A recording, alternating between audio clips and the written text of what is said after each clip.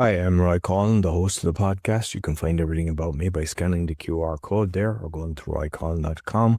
And you'll find my 6 podcasts: the Podfather, helping people become podcasters; the Awakening, exposing fraud and corruption but with solutions; the Crypto, all things blockchain technology; meditation podcast; speaking podcast; and the Learn Polish podcast. You can also help the show by actually making a donation, visiting the store, or helping my sponsors. I hope you enjoyed this week's show.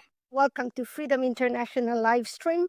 And we are very honored and excited to have a frequent guest and who have become our friend online and our friend through this kind of continuing education for me, for the whole team, and also for our audience.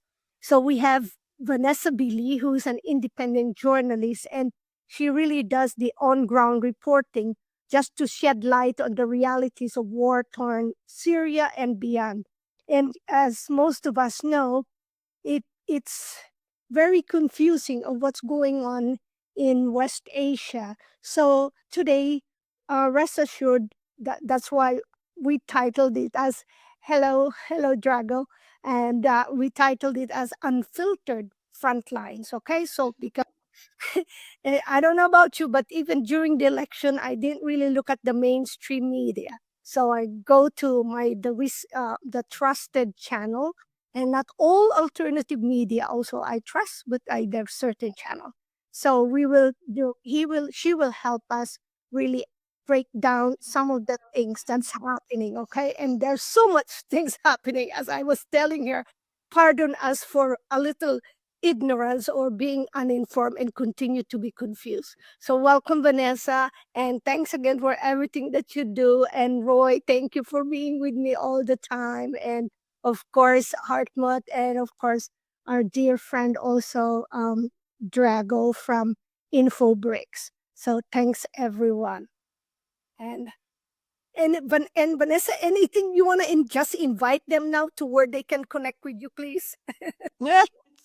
Well, no, I'm kind of, I would just like to point out that I'm very often confused as well, but I just have good people on the ground that I can talk to help me out of my own confusion. So, I think we all have moments of not understanding what on earth is going on because it's becoming very complicated. So I don't think that's anything to kind of not be ashamed of, but not be worried about, because provided you have people that you trust who can disentangle everything that's going on, then that's fine.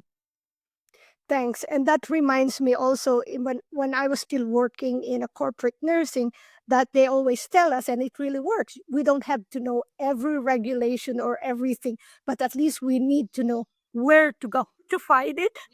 How, where is the book? And that's good enough when we are being evaluated. So I kind of apply that all the time. But the one thing that I want to remind the viewers and our audience is to always be cautious. Nowadays, more than ever, there's all misinformation, malinformation, whatever you call it. So be cautious. Don't just jump emotionally, and continue to learn, continue to educate yourself. So, Vanessa, I mentioned earlier that I really like all the newsletter, and it's hard to catch up, but I try my best to read.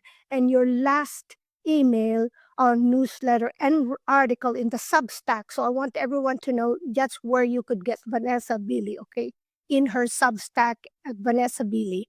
So you in your title, and you had it also in the what's that the on one of the shows that you were invited, UK column. That's how you it. And so you are decoding Israel, Lebanon ceasefire, and their UN resolution 1701. And when I was reading it, there's another resolution connected to it, and then all the other information.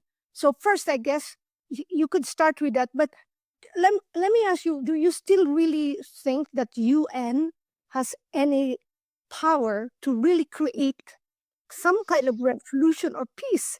Because most of us who didn't buy the narrative for the pandemic is kind of like done with the UN. So No, of course not. I mean, the UN is an instrument of the US cartel. I mean, this is clear. But I think that's why it's important to actually understand the Resolution 1701, which the UN introduced at the end of the 2006 war between the resistance in Lebanon, Hezbollah, and Israel. And I mean, I do recommend everyone, if they have the time, to actually go and read Resolution 1701 and why it is still so relevant today. Because effectively what this said, and everyone will have seen in mainstream media, that they're talking about the fact that Hezbollah must withdraw to the north of the Litani River, which is about, I think, around 30 kilometers or 50 kilometers, 30 miles, sorry, from the border between Lebanon and Israel. So the focus is very much on Hezbollah doing what they're told, and very little focus on Israel doing what it was told to do in Resolution 1701, which dates back to 2006. So effectively, clause 1, I think it was the cessation of hostilities, although I did note that it's very interesting wording in the actual clause. So they talk about Hezbollah ceasing hostilities, but they talk about Israel ceasing offensive operations. Now, of course, what does that mean? That immediately opens up to Israel saying, but it's not offensive, it's self-defense. So even in UN Resolution 1701, in my opinion, there is a clause that is enabled for Israel to break it at any point. And of course, that's what Israel has done. Hezbollah effectively ceased all hostilities until the genocide began in Gaza. And then, of course, Hezbollah linked its operations to support and solidarity with Gaza in order to distract part of the Israeli forces away from concentration in Gaza and the occupied territories to being focused on Hezbollah. But the reality is, since I think between 2007 and 2022, from memory, Israel violated the clause of no hostilities by flying into, breaching and violating Lebanese airspace. I think to date it's more than 33,000 times. What are those operations doing? They're effectively spying. And so for the last 18 years, Israel has been involved in spying on Hezbollah, spying on the whole of Lebanon, with, of course, the tacit permission of the United States that now very much has control over Lebanon and over many officials within the interim government. We can talk about that also afterwards. That's not to mention also, of course, the use of Lebanese airspace for aggression against Syria, which is also unlawful in itself, and for sea aggression, naval aggression against Lebanon, and so on. So effectively, Israel has breached at least that clause. It was also told it had to get out of the territories that it had occupied that belonged to Lebanon. And I think of the 13 sectors of Lebanese territory, 7, Israel has actually admitted that they're Lebanese, but it hasn't left. So it's still occupying territory that even Israel admits is Lebanese. And the Shibab farms, which are kind of, if you imagine the Golan Heights, they're at the northern sector of the Golan Heights. Now, the Golan Heights are Syrian territory that Israel unlawfully occupied in 1967. The Shibab farms are actually Lebanese territory. But Israel delayed leaving the Shibab farm territory because it said there was a dispute over whether this is Lebanese or Syrian territory. I mean, this is the insanity of this. Israel acts with impunity and nobody does anything about it. So, of course, the UN, it's an absolutely vacuous institution. It means nothing. It is only ever going to prosecute those who challenge Western hegemony, challenge imperialism, challenge Israel. That's its role, is to act as an outreach agent for the United States in particular. So what Hezbollah, in my opinion, is trying to do, they are negotiating for 1701 to actually be implemented. Now, why would they do this if this means that they will be forced to withdraw and disarm and so on? Hezbollah is never going to disarm. Why? Because Israel is never going to stop its offensive actions. And so therefore the resistance factions, Hezbollah actually at some points has been a majority seat holder in the governmental parliament, right? So Hezbollah is part of the Lebanese government. It has the support of the majority of the Lebanese. And it was created in 1982 to actually fill a gap that was left by the US control of the Lebanese armed forces. And the US has effectively reduced the capacity of the Lebanese armed forces on purpose to prevent them being a threat to Israel. So that is where, to a large degree, Hezbollah has stepped in, and it can provide some form of air defense and a greater standard of resistance to Israel, whereas the Lebanese armed forces, just to give you an idea, the Lebanese armed forces, for example, were given 3 second-hand Cessna propeller aircraft retrofitted with Hellfire missiles. It's a shame Draco. Is Draco still with us? Or is he? Oh, he is. Great.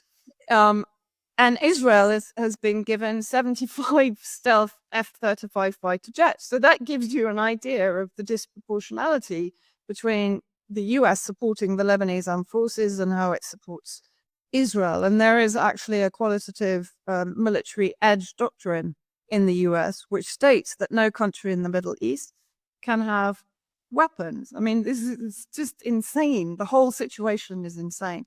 But what Hezbollah is basically doing is backing Israel into a corner. So they're saying, okay, if you want to broker peace with Lebanon only, then we will implement 1701. You will have to vacate the territories that you've occupied since 2006, which is a huge loss for Israel.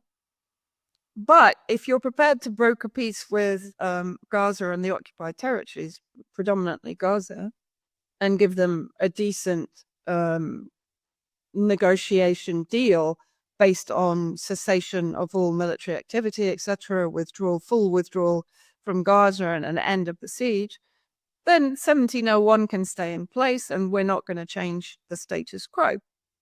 Now, added to that, what is Israel doing, which is what it always does and what it did with the ceasefire with Hamas, was even when Hamas accepted the ceasefire agreement back in July of this year, Netanyahu suddenly added extra clauses. So, of course, Hamas backed off and said, no, we're not accepting this. This isn't what we agreed on. And then what does the media do? Then the media points the finger at Hamas and says, see, they're being unreasonable. They're not accepting the ceasefire deal that Israel already accepted. This is an ongoing kind of cat and mouse game that Israel plays to try and present itself as the good guy in the scenario. And that's sort of exactly what they've been trying to do with 1701, right?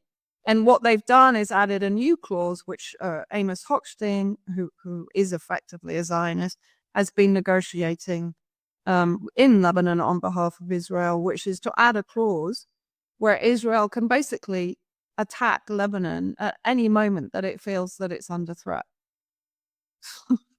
You know, this is what Israel does. It knows that it has the complete protection of the United States.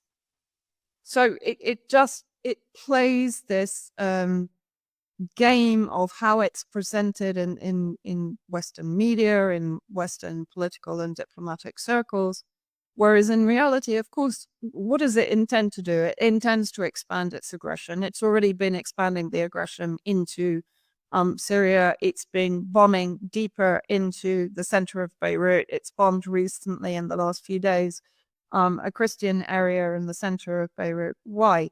Because Israel wants to ignite the sectarian differences that do exist, sadly, in Lebanon that have been fostered by Israel and the United States for decades. to turn certain factions in Lebanon against Hezbollah. So it's been bombing areas that are effectively under the control of the Christian Lebanese Forces Party, which is headed by Samir Jaja. And the phalangists, as they're known, were responsible, of course, for the 1982 Sabra and Shatila massacre, which is what engendered the creation of Hezbollah. Sorry, that was incredibly sort of long-winded, but it's difficult not to be unless. Everybody's kind of heard of 1948 with that Palestine was basically that Israel was founded. And there's one podcast that I listen to, Blind Boy, and he kind of does a hot take. I was just listening to it today, and basically he was talking about the Jaffa Cakes. So McVitie's in 1920 odd was doing it, but he was talking about in 1800s that Palestine, which their area, which is now Tel Aviv, were actually had a fantastic thriving market of Jaffa, and then they found actually signs of shops and everything, which is proving it was their land, because there's so many people out there that are just bashing each other, pretending, oh, it's always ours and everything. But even something as simple as that is kind of proving you just came in and kind of, I mean, the British first came in and kind of took control and then, gave it as a gift to somebody. But like, is there more stuff like that is kind of available of kind of proof, because there's so many people out there that are just fighting each other, social media battles and everything, because they're believing, lamestream media.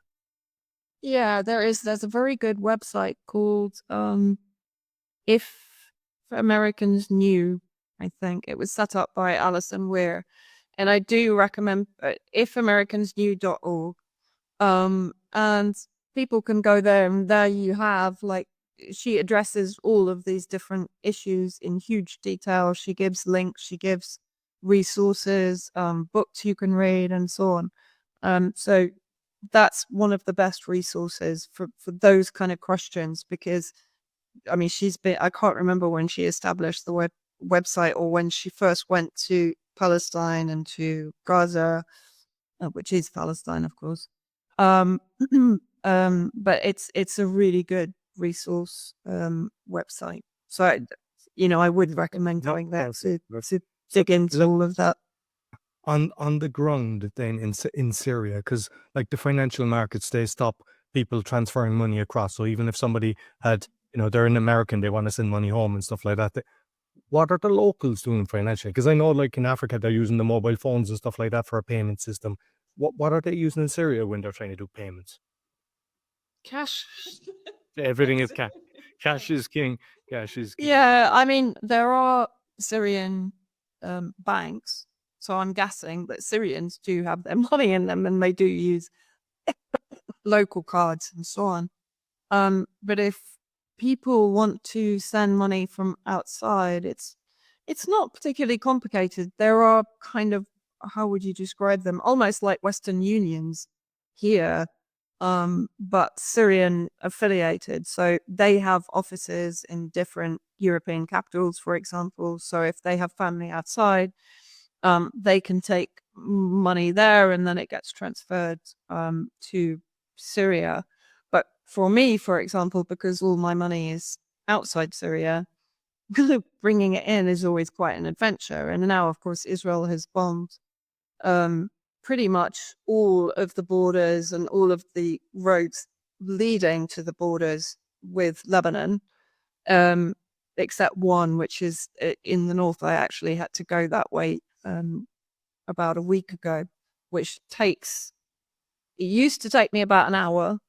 That took me coming back 12 hours. So that gives you an idea of the difference in the journey itself, and also, the various complications.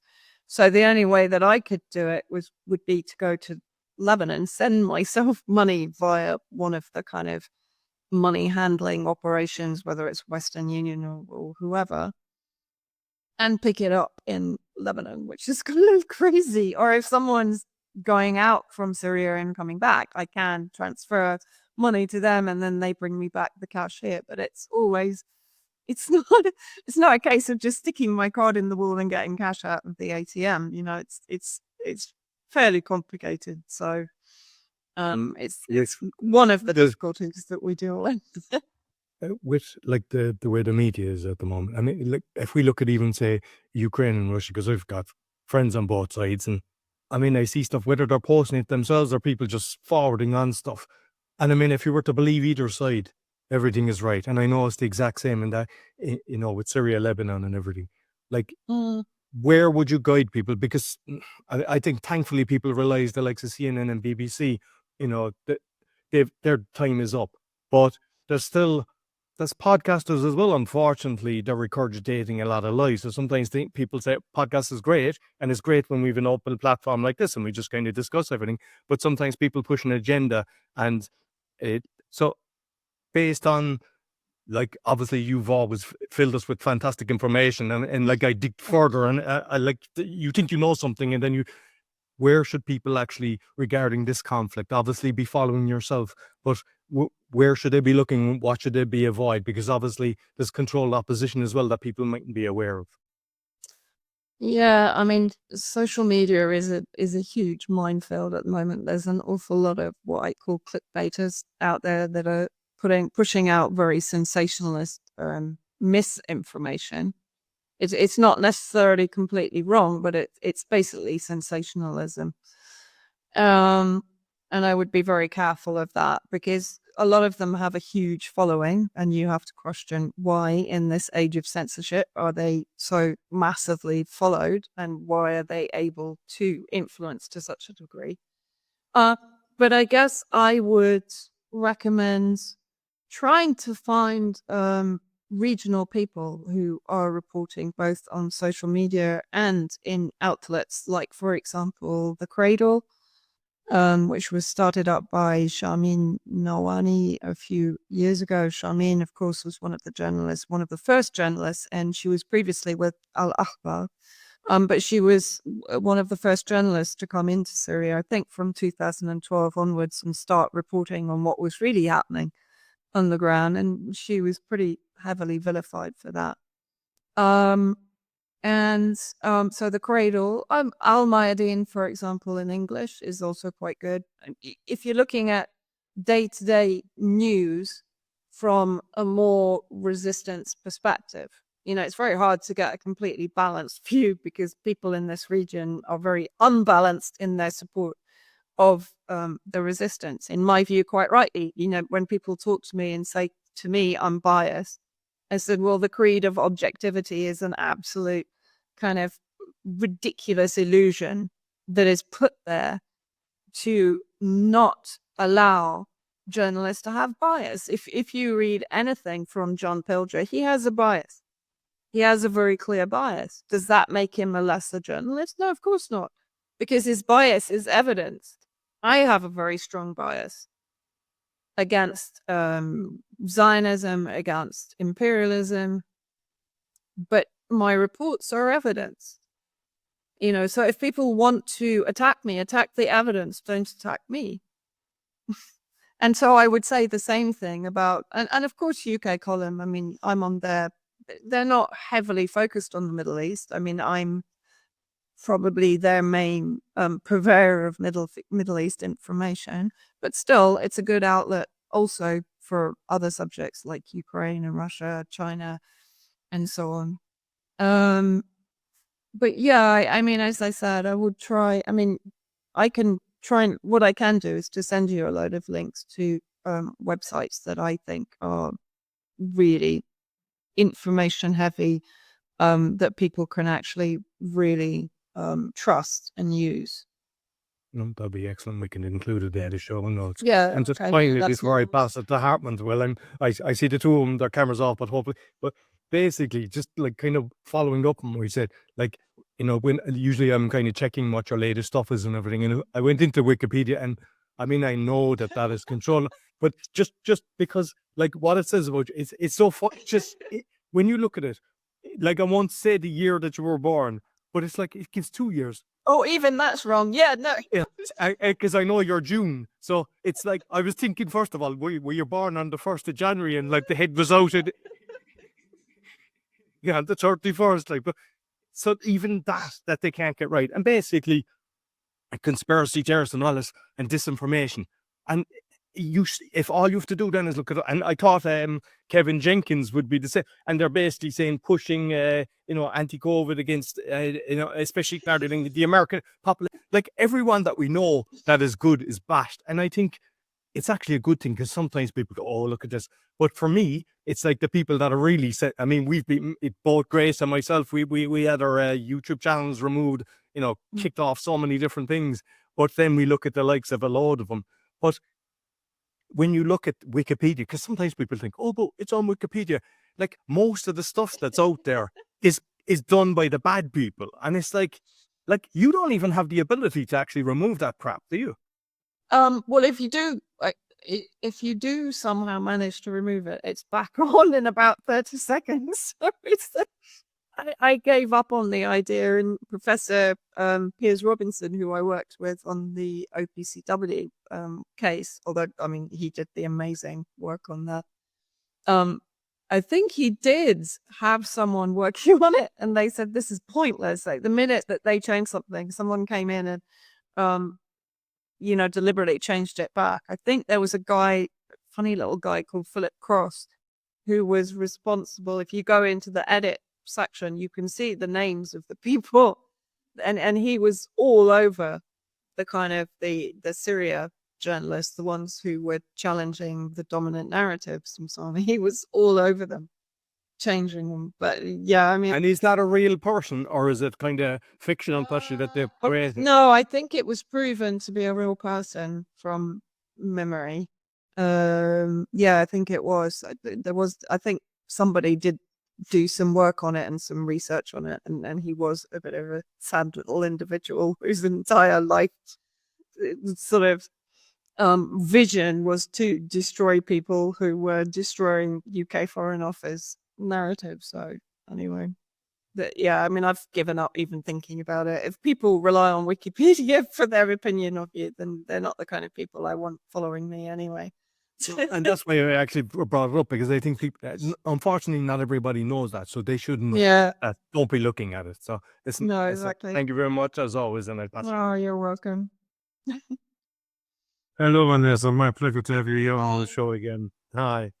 I would like to talk to you with respect to Iran and Israel.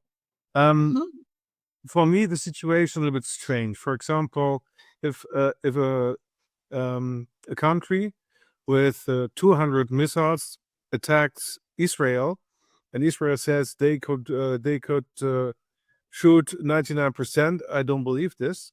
But at the end, they only have damage of 56 million euro, which is only a yacht of 30 meters, and that's it. And my question is, do you think that let's say the hatred or the war between Israel and Iran is a real one? Sometimes I remember, for example, Donald Trump. He said when he was president, he said that the Iranis have called him and said, we will attack you, but we are going to attack, or we are going to send rockets, but don't respond. This was his message, what he sent. And sometimes I'm very weird. I don't understand the real situation between Iran and Israel. Yes, no, it's a good question. And it's very much one that I asked a very good friend of mine in Iran, originally from Kashmir, a journalist called Ruhollah Rezvi, who has a Telegram channel called Iran Screenshot, which I recommend people following. And we had an hour-long conversation, and actually I'm going to do a podcast with him, hopefully on Saturday, because he also dispelled some of my confusion. So I fully understand why people are confused, even people here, to be honest, and even people in Lebanon, particularly after the assassination of Said Nasrallah and the assassination of a number of Hezbollah commanders. What he basically explained to me, and a lot of what he said made a huge amount of sense, and that was the great thing. Like he brought a lot of kind of illumination into the situation, which again is a very complex one. First of all, we have to remember that Iran has been supporting every single element of the resistance axis for years, including Syria, including Yemen, including the resistance in Iraq that was responsible for defeating ISIS, which of course is another US proxy operating in Iraq and Syria. And I think it's also really important for people to understand that while they are supporting these factions are not perceived by Iran or by those factions as being proxies of Iran. That's a really important point to make. For example, the Popular Mobilization Forces in Iraq are now part of the official Iraqi military. And not only that, I mean, I met with Mohandes, who was the leader of the PMU, who was assassinated by Trump alongside Qasim Soleimani of the IRGC. And as Mohandes pointed out to us in 2017, the PMU is not a Shia organization, a Shia Muslim organization. It had Sunni Muslim, it had Christians incorporated into it.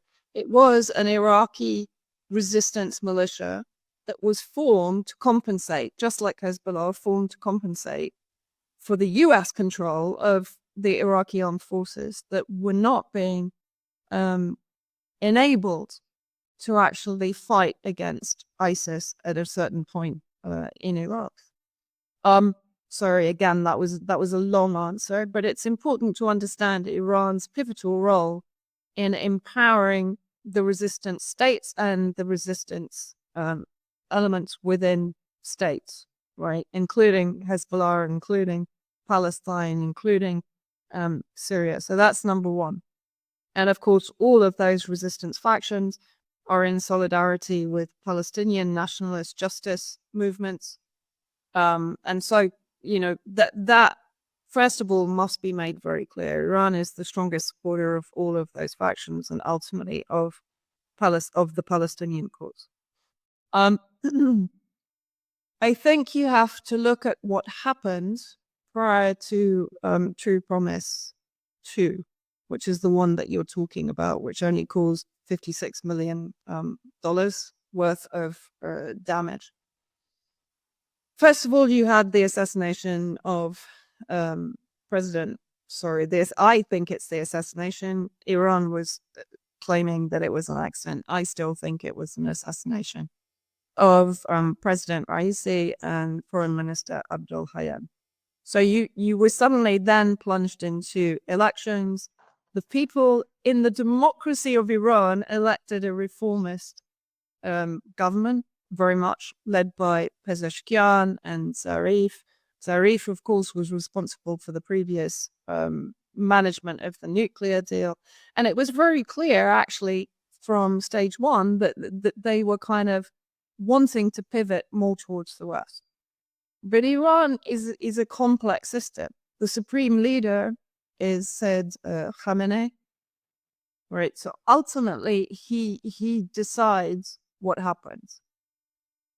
But Iran is also very much under attack by the West. It has been heavily infiltrated. I don't think there's another country in the region that has the amount of infiltration by media, by organizations that are pumping out Western propaganda, trying to infiltrate the middle classes, the upper classes, trying to turn students against basically what was achieved through the Islamic Revolution in 1979.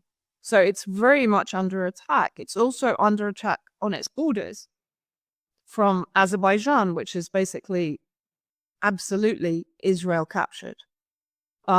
Even Pakistan, and so on. So it's very much coping with the potential also of intervention by its enemies, either by proxy, and of course you can't forget the MEK, the terrorist organization that has been empowered by the US and Israel and so on, and that is consistently carrying out attacks against Iran. So that's another element to take into account. And one thing that he said to me that I found really interesting, because I was comparing Yemen's reaction, which is to basically blockade the Red Sea in compliance with the Genocide Convention to prevent and punish genocide. But what he actually said to me was, Vanessa, Yemen is where Iran was in 1979.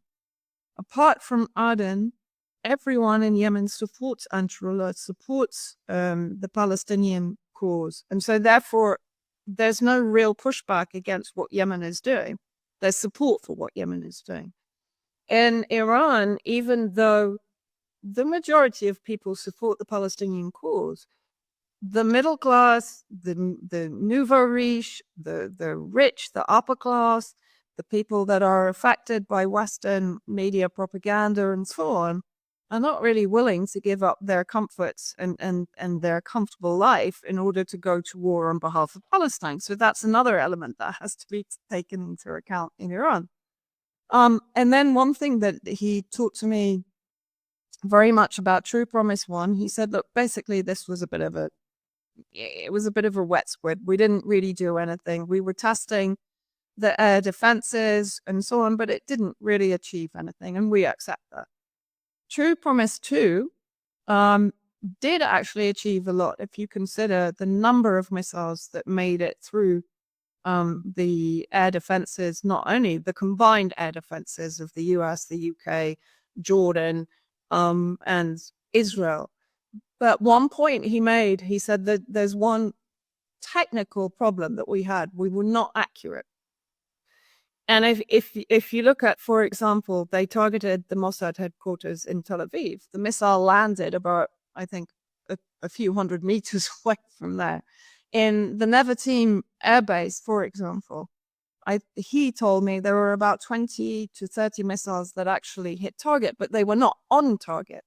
So they hit, but many of them kind of hit empty land. They were not accurate. And he said that's a major issue that we have to resolve before we go to True Promise 3, which will be the third wave of attacks. So that was another kind of interesting point. He also said that the Israeli attack, although the Iranian air defenses did manage to intercept the majority of the missiles, a number did hit and they were accurate. So he's saying there is a sort of, this is the problem for them. Iran has to ensure the accuracy of their missiles in any future attacks. But you've also got, for example, if Iran now goes ahead and incapacitates Israel by hitting electricity, oil, everything that keeps Israel going, right? What's going to happen? Israel, US, etc., are going to do the same thing in return. So Iran, all the time while preparing an attack, is having to prepare for a retaliation.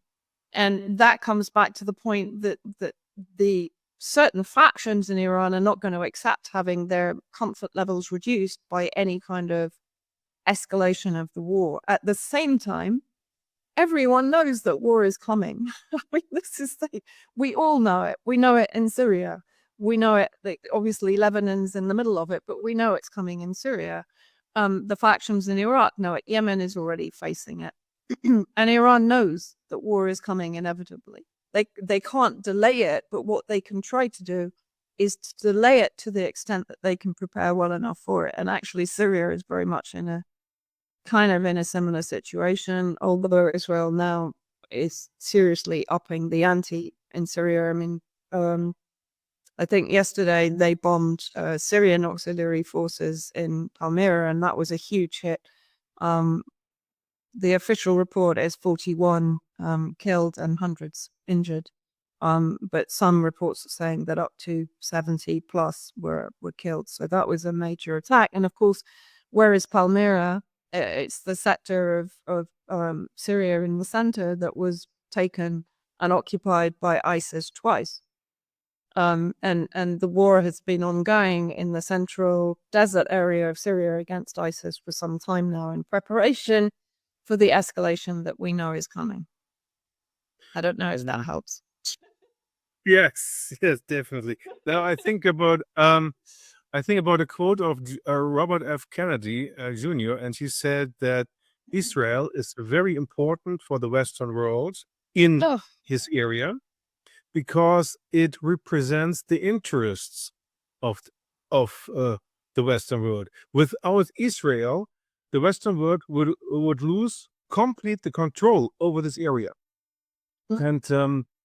And in my opinion, and this is the question: does Israel wants to become a great Israel, or is there task to destabilize this area in order to have this area under control?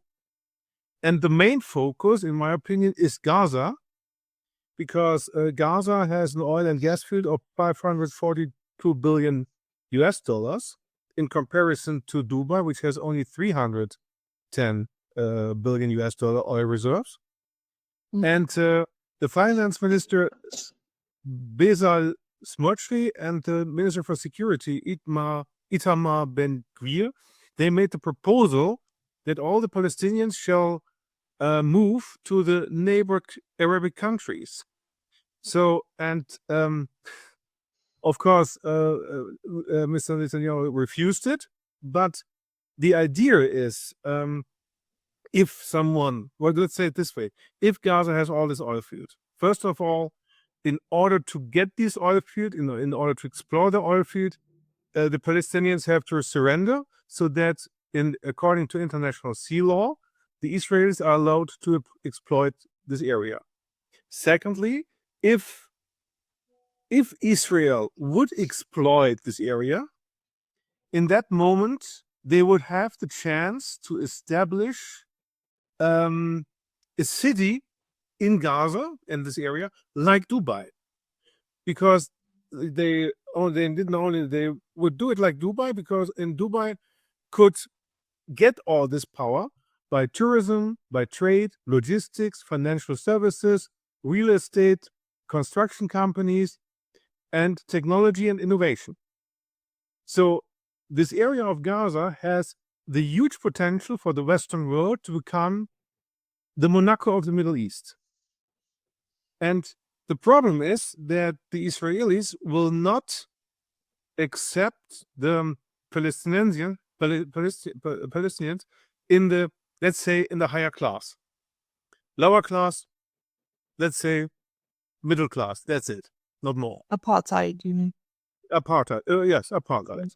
And the point is, if and there are 1.7 million Palestinians, and if only 3% of these people would say enough is enough, we organize military, we structure us, and we fight against this. This would only be 51,000 people, but these people would be enough in order to destroy the whole project. So for this reason, if 50,000 people organize, 50,000 soldiers can make a revolution in this area. So, and money is shy like a deer. So if Israel brings all the Palestinians out of the country, for example, they try to increase the suffering in such a quantity that the people are going by their own will. And in that moment, they have the land, they can exploit the area, and they can establish, let's say, a second Jerusalem, which is more beautiful than any city on this planet. Yeah? Yeah. I think this is their idea. Let's say it this way. And I suppose that the Western countries also are willing to force this idea, because they know that Israel is going to have the oil and gas fields, and they don't want to be dependent on, if they are not depending on Russia, then they are going to be dependent on Israel. What do you think about that?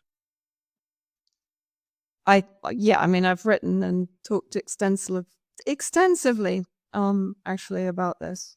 And I think first of all, the comment about Robert Kennedy, what he also said, of course, was that they are our eyes and ears in the region. They are our ability to interfere in regional affairs. So, I mean, that was actually a very extremely clarifying statement from Kennedy, and it's rare for an American politician to be quite so blatant about their relationship with Israel, but it was very useful. I can't remember when I wrote about this, maybe earlier this year, Netanyahu's vision for Gaza. And you're right, there are gas reserves off the coast of Gaza, but there are also gas reserves that are already being exploited by Israel off the coast of the occupied territories, which is Palestine. There's also gas reserves off the coast of Lebanon, and there's also gas reserves off the coast of Syria. So, it's not only Palestine, it's the whole region. Lebanon has 40 million, 40 billion. Yeah. Lebanon has oil reserves in the value of 40 billion. Oil or gas? Gas. I don't know. I think it was oil. Yeah, it's And it's over 40 billion.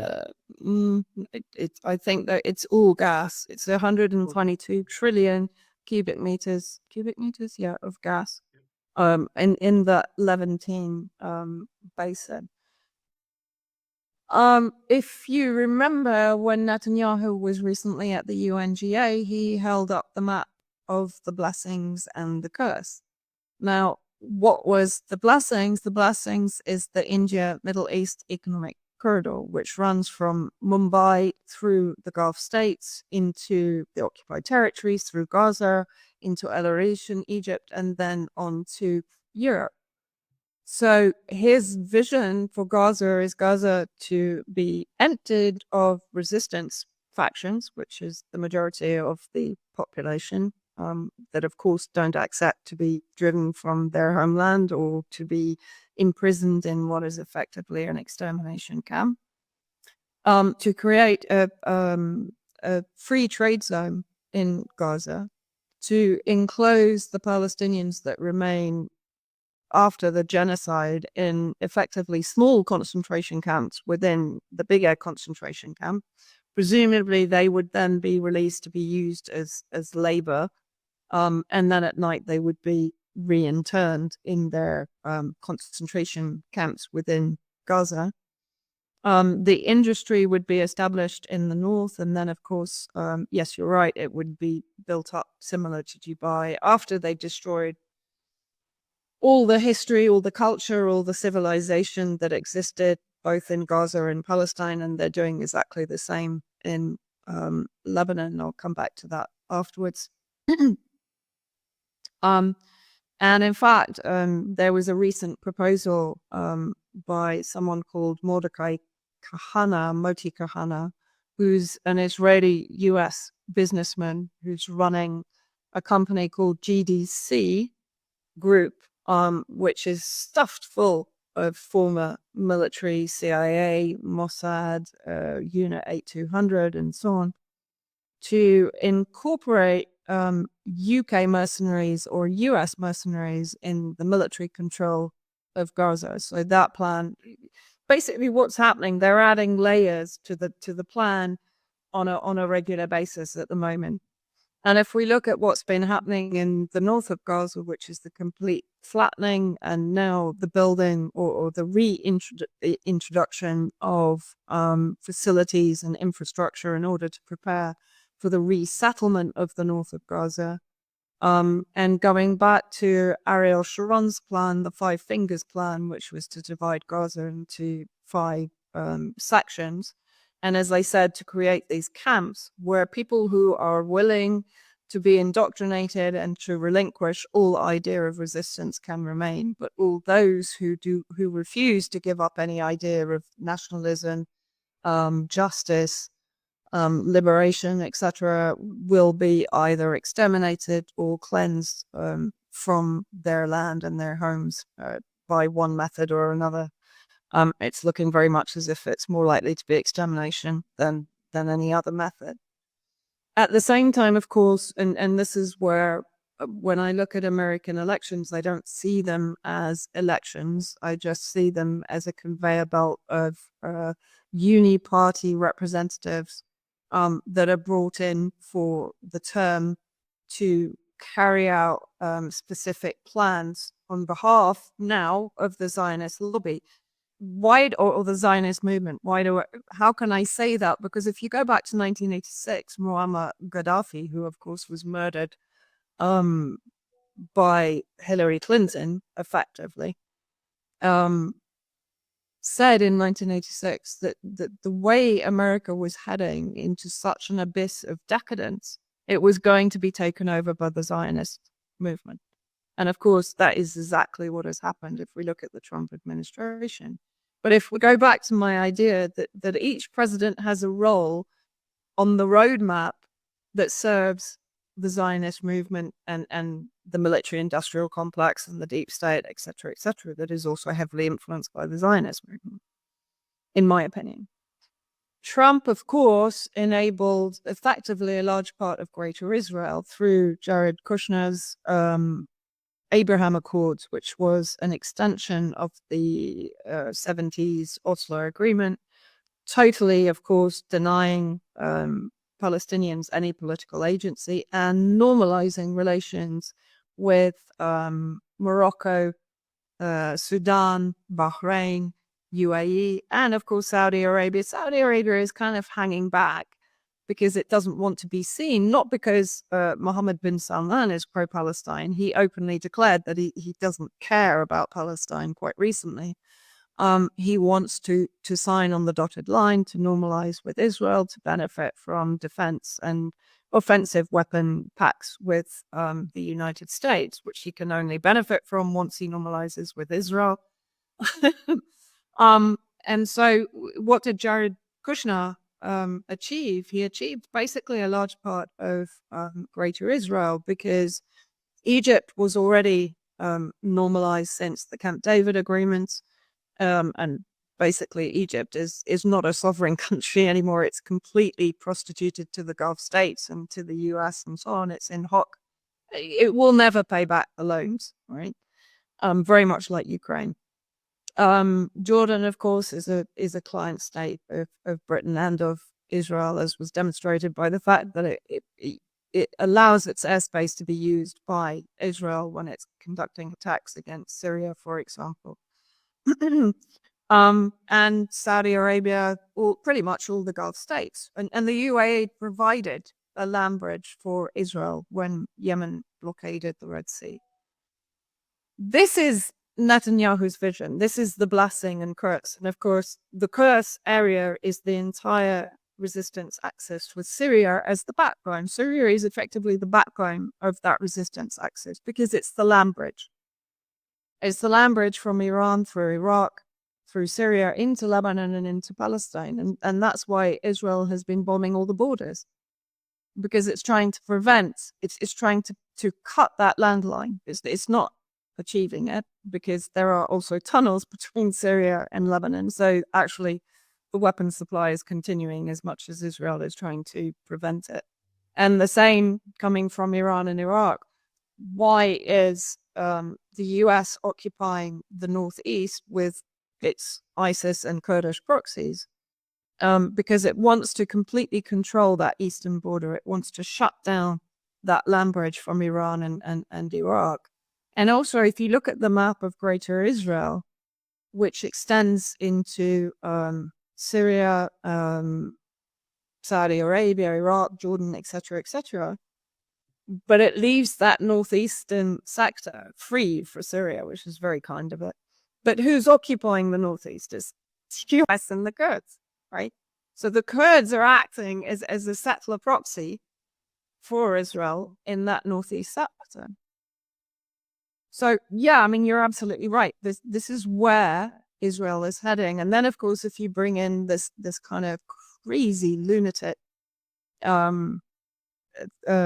Third Temple movement, so the Christian Zionist element, and there's a lot of them in the Trump picks for his administration, either way. then you bring in this crazy idea that an Armageddon is needed in order to bring about the second coming of Christ. Like everyone thinks I'm talking crazy, but I think Matt Eric was actually talking about this when he was last on with you. And it's definitely an element that we can't ignore. As far as the Greater Israel Project is concerned, it's an economic project. And it doesn't necessarily mean the occupation of the territory that is in that Greater Israel. It can potentially mean, if there is no economic resolution to be achieved, as with the Gulf states. And it's interesting for me that even before his inauguration, Trump was kind of dangling carrots at Syria, saying, yeah, well, we'll think about withdrawing our troops. And Kennedy was kind of pushing the idea on Tucker Carlson. And it was immediately apparent to me what was going on. It was kind of the bad cop, good cop routine. So Trump was saying, yeah, I might withdraw the troops. And then Israel started making statements that if Assad didn't stop supporting Hezbollah in Iran, they might kill him, they might assassinate him, they might assassinate Maher al-Assad and Bashar al-Assad like they did Nasrallah. So it was very clear that the pressure that was put on President Assad prior to the regime change war in 2011 was being reapplied now again to try and get him to drop his affiliations with the resistance axis, to try and get him to drop Hezbollah, Iran, Palestine, and to come on board. We'll be nice to you. We'll drop the sanctions. We'll withdraw our forces. You can have your resources back, only if you comply. And what did President Assad do? I mean, honestly, there's no president in the world today that I think would have done what he did after all that. He went to the Arab League summit and he basically bashed all of the Gulf states for having done nothing since the previous summit. And he basically absolutely trashed the Zionist entity. I mean, he described it as a complete abhorrence akin to the Nazis. So that was his answer.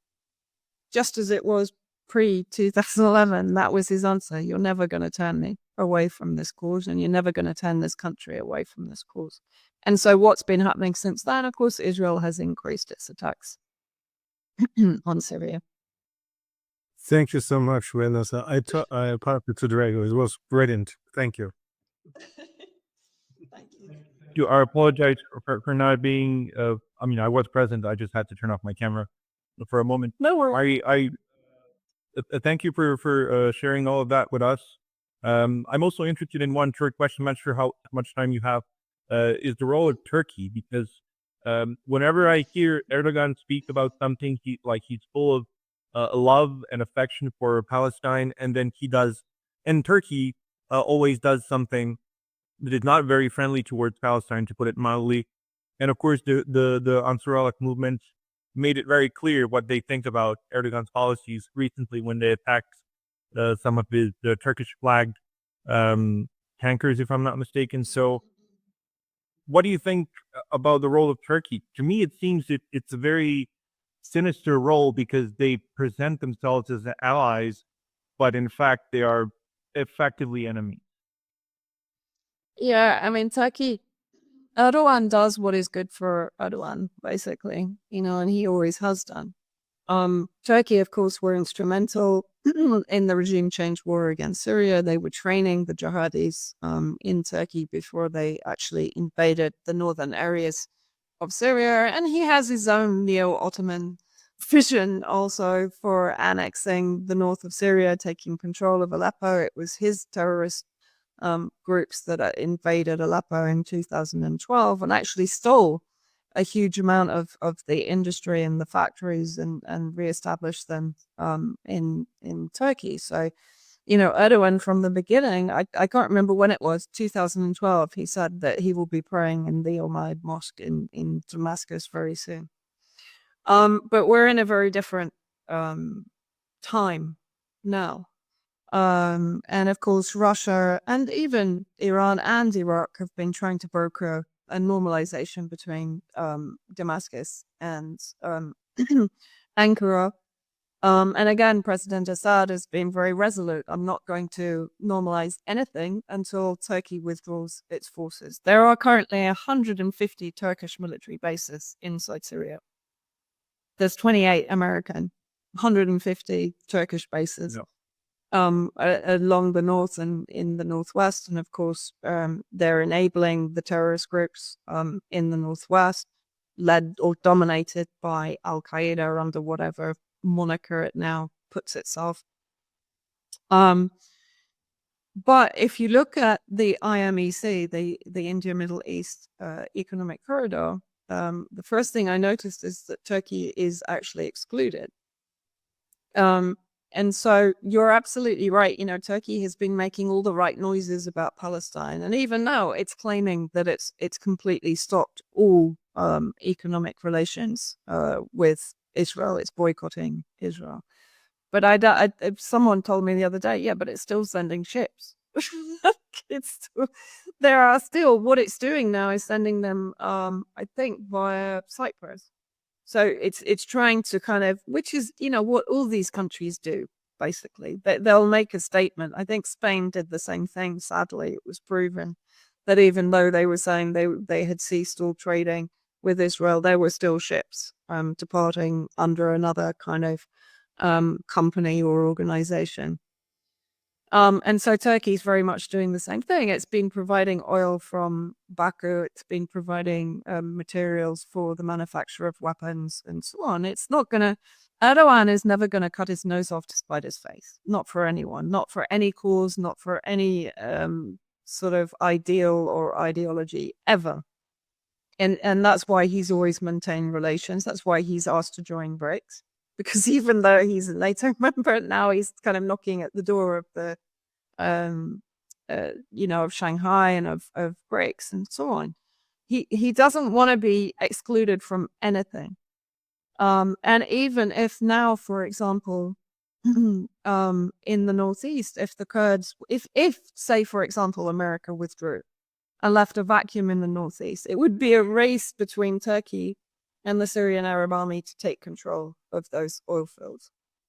So Erdogan is never to be trusted, basically. And I think if you go with that, then you're never going to be far wrong.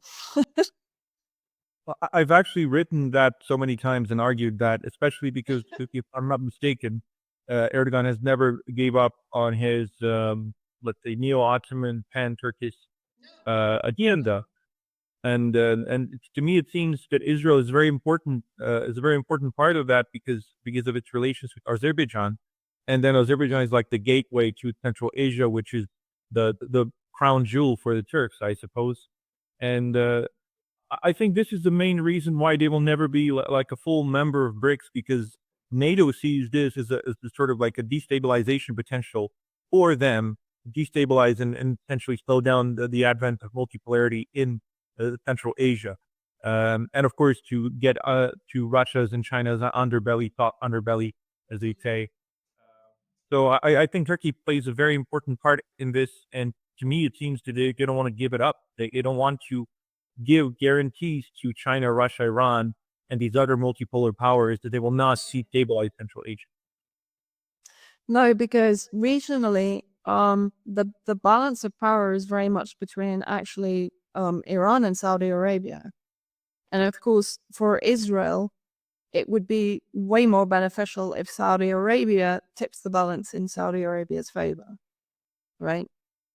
So there's a lot of maneuvering going on. And I think Turkey, in all instances, sees itself as being excluded. So if, for example, the power plays between Iran and Saudi Arabia to have control and ultimate power in the region over the oil-rich countries, then Turkey is going to try and angle it in from another way so that it actually becomes the dominant power, as it was before under the Ottomans, of course, as you said. And Erdogan's vision has been very much a neo-Ottoman one from the very beginning. And Syria played a massive part in that. And in my opinion, Erdogan isn't going to... He's built annexation walls in the north. I've seen them. I've photographed them. He has effectively annexed vast swathes of Syrian territory in the north, under the pretext of being able to rehome displaced Syrians there, which is just complete nonsense. They're just the terrorist groups that are now under the control of Turkey. But he has to be quite careful because he's dependent on the Muslim Brotherhood vote. If you remember back in, was it 2016, the coup? Who saved him? It was the Muslim Brotherhood, very violently. So he has to maintain that relationship with the Muslim Brotherhood. So he has to be seen to be supporting the Muslim Brotherhood in Hamas and in Gaza. He can't. This is the problem for Erdogan. All the time he's on this kind of balancing, and I'm not sure how much longer he should actually keep it going, because, in Syria, I would say President Assad has the upper hand now, and it's Erdogan that is trying to put out signals to Assad that he's willing to normalize and so on, but he's not willing to withdraw his forces. Yeah, I mean, it's true. I completely agree. I've written extensively about it as well when I was working for Work News. The things you've been doing in northern Syria is disgusting, to put it mildly. I remember the Save Aleppo campaign and all this nonsense about.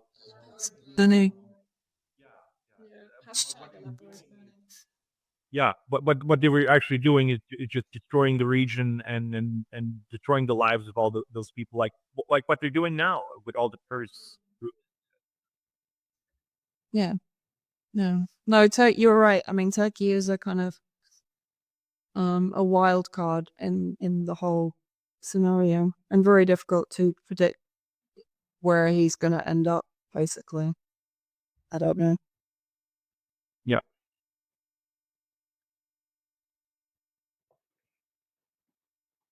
More? Anything? That's it. I'm happy with the response. It is what I expected, and actually more, because Vanessa is very well versed with everything that's going on in the region. Follow as much as I can. I'm usually focused more on Ukraine, but thank you for your. I know. Thank you for your input as well. I mean, as I said, it's always an exchange of information and opinions, and that's what kind of enables you to end up with a better understanding. I want to mention something concerning Syria and Erdogan and Turkey. In Syria, Syria had a beautiful forest of olive trees, 500 years old olive trees, and Turkey came and put many of them, not all, but many of these olive trees, they import to Turkey. They took it from the Syrian country and brought it to Turkey. And this is, in my opinion, really insane, because this is 500 years old culture which was stolen like that, because the people, they are very connected to these trees. It's no different to Israel. It's exactly the same process. Eradication of Syrian culture. Yeah, what Turkey did is exactly the same thing. It's what is it? Memoricide and culture, the destruction of culture. And in fact, there was a story back in when East Aleppo was still occupied. The proxies of Turkey they also had occupied all of the pistachio forests, the cotton, bees. They even stole bees. Syrian honey was one of the best in the region. Everything was occupied by the terrorists, and in fact, Turkey was selling Syrian pistachios tax-free to France throughout the occupation. So yeah, it's not only the oil resources, like for example, the Golan Heights, that supplies Israel with 30% of its water, 30%. The Northwest is one of the agricultural breadbaskets. In Syria, eastern Damascus, Ghouta was another one occupied. the northeast is not only oil, but it's also agricultural resources. And actually, under the Trump administration, because everyone always kind of bleats at me, he didn't start any wars. My answer is, well, he didn't end any. And he made, what he did was to pave the way for Biden to come in and do what he's done during his tenure, and for Trump to now come in and finish it, basically. I mean, there's a reason he keeps saying, like, oh, there will never be another election, blah, blah, blah, or, if you don't elect me, and etc. There's an awful lot of messaging that's been going on that people are just not seeing. And Trump was responsible for dropping thermal balloons on the forestry in Syria and torching it, destroying it. And in Latakia, in central Syria, and even in the south, Israel was doing the same thing. So they've been destroying Syria's environment since 2011. And I would almost argue that the drought that certainly helped the radicalization of factions in Syria in 2009 was engineered by Turkey, because Turkey has control of all of the water resources into Syria from the north. It has control over the dams. It's been cutting off water to Hasaka, for example, on a regular basis. 2 million people in Hasaka in the northeast, and Turkey regularly cuts off water supply there. So, as I said, it's not only about oil and gas, it's also about water, which is going to become one of the most valuable resources in the future. So, Vanessa, is there any good thing we can see or we can anticipate?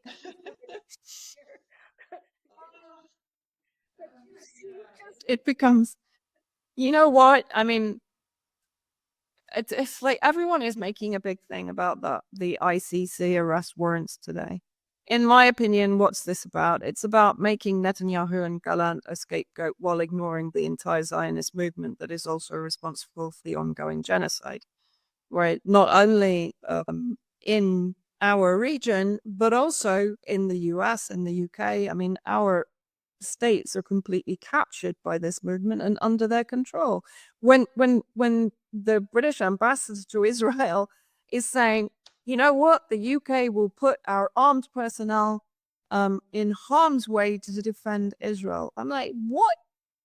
You've been cutting back on your defense capability for the last however many decades. You're in Ukraine. You've basically sacrificed almost the entire population of Ukraine for your interests to destabilize Russia, and now you're saying you're going to kill your own forces to defend another country that's committing genocide and has committed genocide for the last 100 years. And by the way, killed British soldiers in attacks by Ergun and Stern gangs in 46, 47 onwards. Like, this is the insanity that we're kind of living through. And so for me, the ICC is kind of, it's a gesture, but it's utterly hollow. It's not going to achieve anything. It's not going to stop this movement. It's not going to stop the expansion of aggression. It's not going to stop the genocide in Palestine and now in Lebanon, and potentially in the future,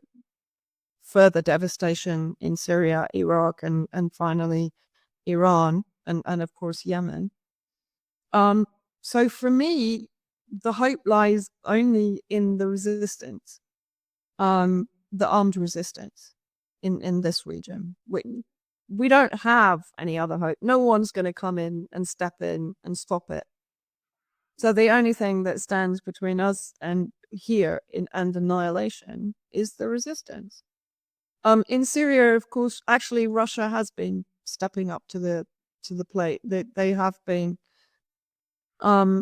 Certainly, at the last attack on the eastern coast, Russia was involved in bringing down the missiles and also in patrolling the eastern coast during the attack and after the attack.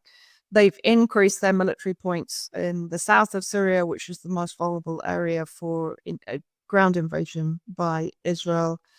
And they've been instrumental in sort of increasing the offensive against the terrorist groups in the northwest. So, Russia has, as I said, really stepped up in recent months. But otherwise, no, it's up to the resistance. And sorry, that's one last thing that I really want to say. If people really want to do something to help, campaign to have groups like Hamas and Hezbollah not declared terrorist groups in your country. Because what threat are they to the UK national security or to the US national security? They're not. They're a threat to Israel's national security. So why is your country prescribing them as terrorist organizations? So support the armed resistance, because honestly, that's all that stands between an increasing genocide and destruction of this region and all of the history and culture and civilization that goes with it, that belongs to all of humanity, not only to this region. But also, in my view, stands to prevent the Zionist movement becoming the leading force and influence in the Western world, with all the surveillance and AI and technocracy that will come with that. Look at the UK-Israel 2030 roadmap if you want to understand what I mean. It's very clear in that. Sorry, that was a bit of a but it's we needed to hear. It's incredibly important to support the resistance. Forget about the kind of being against war, whatever war. That's a Western privilege. When you're fighting for your identity, your existence, resistance is entirely legitimate under international law, and it should be supported. Maybe we have to move to Syria more sooner or later. It certainly simplifies dinner conversations because everyone's in on it. Yep. Well, thank you again. And that reminds me that, it's good to be able to know how to use certain arms. So, not to have a weapon that you like, because you never know when that situation come next to your backyard. Okay, that's all I say. So thank you. And Vanessa, you can follow Vanessa. I'll say it for her at Substack, Vanessa Beeley, and do consider subscribing to her Substack. And also she has her Patreon.com, Vanessa Beeley. And anything more, Vanessa, where they follow you? No, I mean Telegram, X, any of the normal ones, I guess. Right. She has her own Telegram. And of course, do always follow the articles of our friend Drago Bosnick at Bricks. Yeah. Info Bricks. And, Roy has his podcast, and Hartmut always continues to be with us. So I hope you enjoyed this week's episode. As mentioned at the start, you can find my 6 podcasts on roycollin.com or scan the QR code if you're looking to start a podcast or do a podcasting tour. I help with that. Also, if you're looking for a virtual assistant, we also have that service. And you can help the show by visiting the store, supporting our sponsors, or making a donation. Until next week, take care.